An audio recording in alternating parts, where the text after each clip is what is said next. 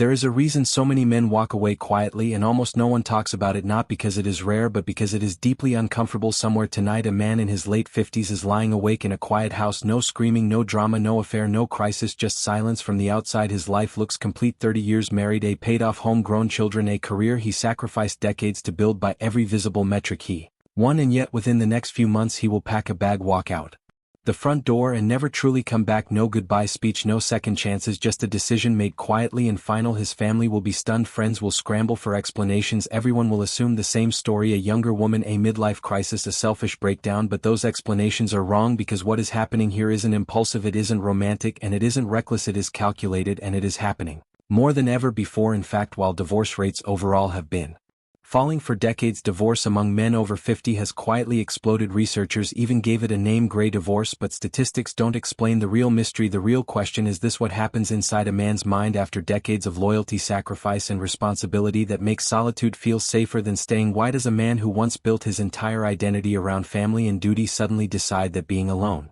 is not a failure but a relief? Here is the part no one tells you: most of these men aren't leaving for something, they are leaving from something, from a life where they feel invisible, from a role that has expired, from a version of themselves they no longer recognize in the mirror. And the most disturbing truth of all, when these men finally leave, they don't miss the chaos, they don't miss the arguments, they don't even miss the relationship. What they miss is the man they used to be, or more painfully, the man they never got the chance to become. In this video you are going to uncover the 4 unspoken psychological reasons men over 50 are walking away, not in anger, not in passion, but in silence. Stay with me, because the final reason changes how you will see marriage, identity, and loyalty forever. To understand this, we have to look at the script that men of this generation were given at birth. From the time they were boys, they were handed a blueprint for existence that was purely transactional. Society taught them that their value was not innate, it was earned through production. They were taught that to be a man was to be a provider, a protector, and a pillar of stability. For 30 or 40 years they executed this script to perfection. They woke up early, they commuted through traffic, they tolerated bosses they despised, and navigated corporate politics that drained their souls. They did this not for themselves but to pay the mortgage, to fund the college tuition, to ensure that the refrigerator was full and the lights stayed on. They became human shields, absorbing the stress of the world so their families wouldn't have to. But here is where the tragedy begins. Over those decades of grinding work, the man slowly disappears into the function. He stops being David or Michael or John, and he becomes simply the provider, the fixer, the wallet, the rock. Every conversation at the dinner table revolves around logistics: the leaking roof, the tuition bill, the car repair, the schedule. He becomes a utility object in his own home, appreciated for what he does but rarely seen for who he is. This brings us to the first profound reason for this mass exodus: the collapse of professional identity and the terrifying void that follows.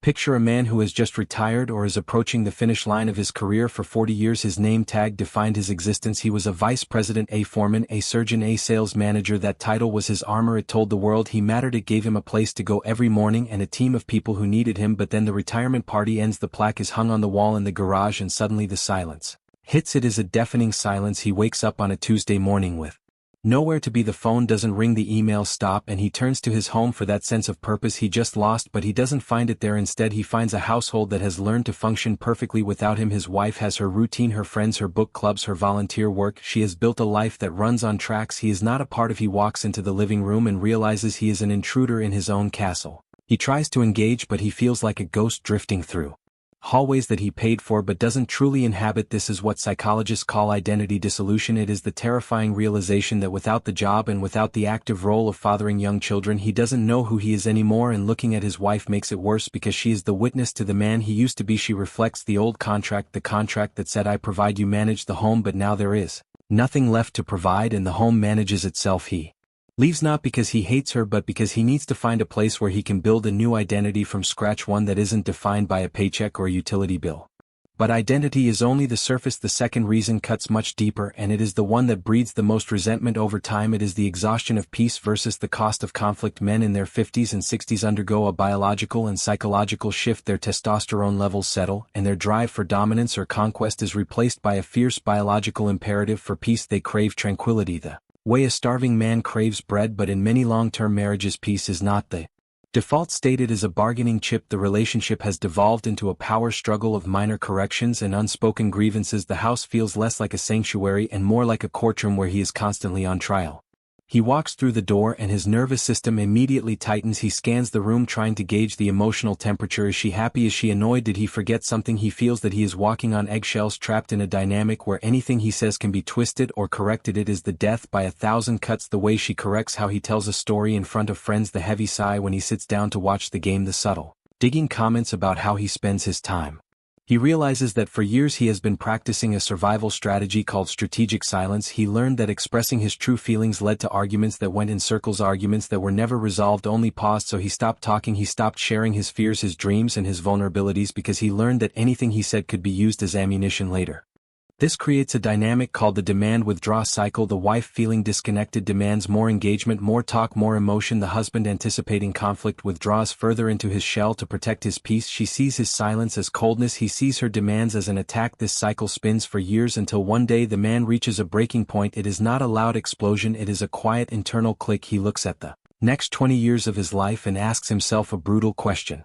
Do I want to spend the rest of my time on earth explaining myself, apologizing for existing, and negotiating for basic peace? The answer is almost always no. He realizes that the loneliness of an empty apartment is preferable to the loneliness of a marriage where he is constantly managed. He isn't leaving to find excitement, he is leaving to find a room where he can sit in a chair and hear nothing but his own breath and feel no guilt for it. This leads us directly into the third driving force, which is perhaps the most pragmatic and yet the most heartbreaking. The completion of the unspoken contract. Marriage for this generation was often built on a model of division of labor. It was a project. The goal of the project was clear: raise the children to adulthood, pay off the house, secure a financial future, establish a place in the community. It was a team effort and often a successful one. But what happens when the project is finished? The kids are gone and living their own lives. The house is paid for. The retirement accounts are funded. The mission that held the two partners together is accomplished. They look across the dinner table at each other and realize they were excellent business partners, but they forgot to be friends. They focused so hard on the logistics of the family that they neglected the intimacy of the couple. Now that the distraction of the project is gone, the glare of the spotlight falls on the relationship itself, and it reveals the cracks that were always there. The man looks at his wife and realizes they have nothing in common but the past. They don't share hobbies, they don't share a sense of humor, they don't even share the same sleep schedule. The conversation dries up because there are no more logistics to discuss, and without the job of the family he feels obsolete. It is the feeling of a soldier who has returned from war only to find that the country he fought for doesn't need him anymore. This is compounded by the modern reality of female independence. In previous generations, a man might have stayed out of a sense of obligation because his wife couldn't survive financially without him, but today she likely has her own pension, her own assets, and her own independence. This removes the guilt barrier. He knows she will be fine financially. In fact, she might even be happier without him underfoot. So he frames the divorce not as an abandonment but as a retirement. He is retiring from the job of husband. Just as he retired from his career, the contract is fulfilled and he is declining to renew it for another season. But beneath the logic and the exhaustion there is a fourth reason, a reason so raw that most men will never admit it out loud, even to their closest friends. It is the crushing weight of invisibility. There is a profound difference between being alone and being lonely. Solitude is a state of being alone without being lonely. It is restorative, it is peaceful. Loneliness, however, is a state of distress, and the worst kind of loneliness is not found in an empty room. It is found lying in a bed next to someone who has not really looked at you in years. Many of these men feel that they have become a background character in their own life story. They feel seen only for their utility, not for their humanity. One man described it as being a vending machine. His family pressed the buttons: money, advice, repairs, rides, and he delivered the goods, but nobody ever asked the vending machine how it was doing. He realizes that his wife loves the lifestyle he provides. She loves the security he represents, but he is not sure if she actually likes him as a person. Does she know what he fears at 3 a.m.? Does she know what regrets haunt him? Does she know what dreams he gave up to buy that house? Usually the answer is no. This invisibility becomes unbearable when mortality starts to knock on the door. A man in his late 50s becomes acutely aware of his own death. He starts losing friends to heart attacks and cancer. He feels the aches in his body that won't go away. The horizon of his life, which once seemed infinite, suddenly feels very close. This triggers an existential crisis that is often mislabeled as a midlife crisis. It is not a crisis of vanity, it is a crisis of time. He does the math. He has maybe 15 good summers left, 15 years of mobility and clarity before the decline sets in, and the thought of spending those precious final years feeling invisible, unappreciated, and emotionally hollow is terrifying. It feels like a sin against life itself, so he walks away. And here is the twist that society gets wrong. Everyone assumes he is running toward a fantasy, a younger woman, a sports car, a life of hedonism, and while that happens in some cases for the vast majority of these men, that is not the goal. The goal is reclamation. He is running toward the man he left behind 30 years ago. He is trying to reconnect with the part of himself that existed before the responsibilities buried him. He remembers a version of himself who had passions, who had curiosity, who had a voice, and he wants to meet that man again before he dies. He wants to wake up in a space that is entirely his own. He wants to eat what he wants to eat, read what he wants to read, and sleep when he wants to sleep without judgment or negotiation. He is seeking a return to authenticity. This is why the gray divorce phenomenon is so hard for the families to understand. They look at the external circumstances and say, "But everything was fine, we had money, we had stability, we had no abuse." They are looking at the hardware of the life, but the man is dying because of the software. He is dying from a lack of emotional resonance. He is dying from the knowledge that he is playing a role that no longer fits. The walk away is often the most honest thing he has done in decades. It is a refusal to keep lying, a refusal to keep pretending that coexistence is the same thing as connection. When he packs that bag, it is usually done with a terrifying sense of calm. He isn't storming out, he is simply clocking out. He has likely spent years mourning the marriage while he was still in it. He has already processed the grief while sitting in the driveway listening to the radio, afraid to go inside. He has already cried the tears in the shower where no one could hear him. So by the time he announces he is leaving, the emotional work is done. He is ready for the silence. This silence he finds isn't empty, it is full of possibility. It is the space where he can finally hear his own thoughts again. It is a second adolescence, but with the wisdom of age. He discovers that he can cook for himself and enjoy it. He discovers that he can make friends who like him for his personality, not his title. He discovers that he is actually a decent company. The narrative that men crumble without a wife to take care of them is often proven wrong by these men. They flourish not because they are helpless, but because they are finally free from the crushing weight of expectation. They learn to self-soothe, they learn to validate themselves, and in doing so they often become better fathers to their adult children and better friends to the people around them, because they are no longer carrying the resentment of a life unlived. The tragedy is that it often takes a total demolition of the family structure to achieve this. Many of these men wish it could have been different. They wish they could have been vulnerable earlier. They wish the marriage could have evolved as they evolved, but the patterns of 30 years are made of concrete. To break them often requires breaking the foundation itself. So if you are watching this and you see a man in your life who seems to be drifting away, who seems silent, who seems to be retreating into the garage or the basement, don't assume he is just tired. Assume he is evaluating the cost of his life. Assume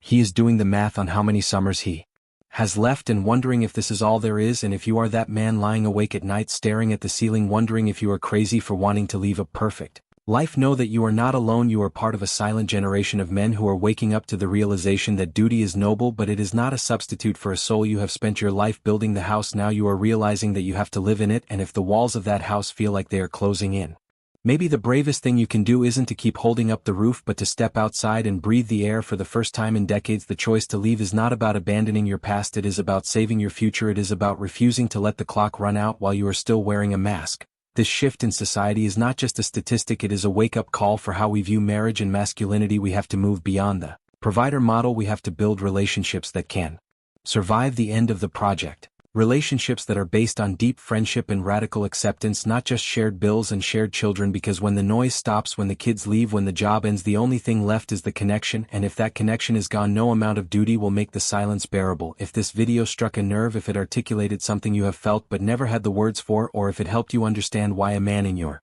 life walked away, then this conversation is just beginning. We are peeling back the layers of male psychology that society ignores, and we are just scratching the surface. There is so much more to say about the aftermath, about the regret, about the rebuilding, and about the women who are left behind trying to make sense of the silence. To keep digging into these hidden truths, to understand the mechanics of the human mind and the relationships that shape us, make sure you are subscribed. I want to hear your story in the comments below. Are you the man who left? Are you the family left behind? Or are you standing at the door right now, hand on the knob, wondering what to do? Your experience is the missing piece of this puzzle. Share it because the silence has lasted long enough. Click that subscribe button now, and I will see you in the next video where we go even deeper into the things no one else is willing to talk about.